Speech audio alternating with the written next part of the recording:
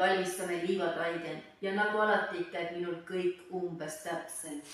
Nii et me paneme siia potti kuigi palju võid. Lülitame pliidi sisse ja sulatame või ära. Samal ajal võiks ka ahju sooja panna. Nüüd, kui või on sulanud, lülitame pliidi välja ja lisame sellele võile näputäie soola. Jahutame segades võid ja paneme sellele sulatatud võile umbes täpselt ka suhkrut. Sulatame selle suhkru ilusti siin või sees ära. Kui suhkur on enam-vähem sulanud, siis panen umbes täpselt ka vaniljet. Mina isiklikult lisan siia ka ühe muna. Ja segan ilusti siia sisse ära. Kui muna on siin ilusti segunenud, siis võib juba jahu kallale minna ja ka jahu siia sisse lisada. Nüüd hakkan jahu, panen umbes siia valmiva liivataigna sisse ja hakkan teda vaikselt nüüd paksuks mudima.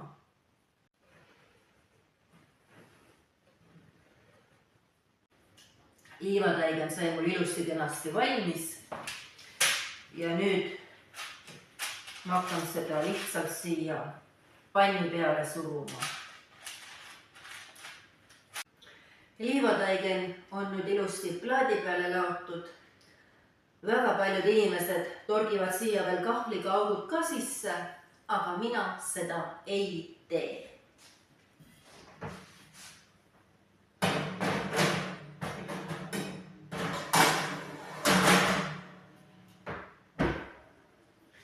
Nüüd, kui liivataigen on ahjus küpsemas, hakime meie samal ajal rabarberi ära.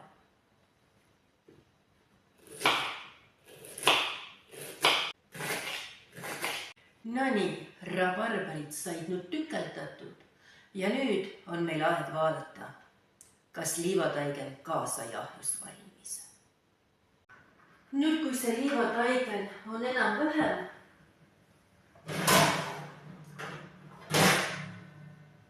asetan rabarberit siia liivataigna peale. Ja nüüd, kui rabarberid on ilusti plaadi peale laiali aetud, raputan rabarberite peale ka suhkrut. Nüüd, kui suhkur on rabarberite peal, läheb see liivataigen uuesti koos rabarberitega ahju. Nüüd kooksin munad lahti, neid mune on mul siin karbis 8.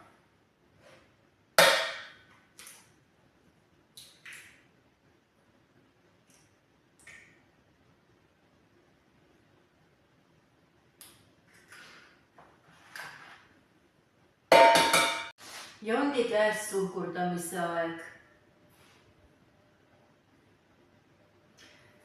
Mõned lusikad suhkrut muna kollasele ja mõned muna valgele.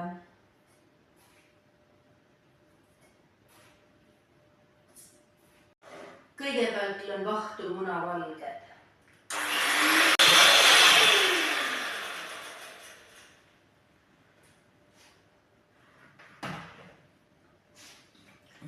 Munavalged on ilusti kenasti korralikult vahustatud ja nüüd hakkan munakollased kloppima. Ka munakollased on nüüd selliseks ilusaks ja kenaks koogel-moogeliks klopitud ja ma lisan need munakollased munavalgetele. Segan selle munakollas ilusti munavalgetega segamini. ja lisan sellele biskviitainale ka mõned supilusikatäied jahu.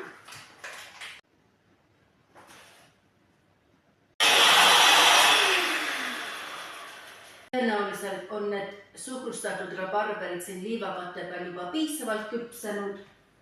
Nii et me võtame need rabarberid ahjust välja.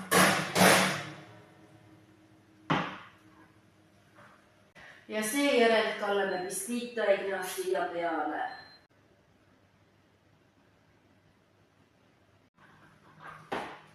Ja nüüd läheb see rabarberi koogika ahju küpsema.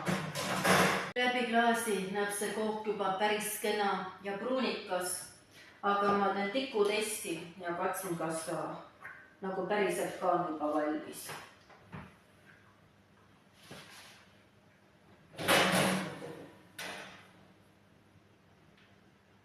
Kook on valmis. Kook on valmis, tikupüüda midagi ei jäänud. Me vabastame selle koogi ahjust.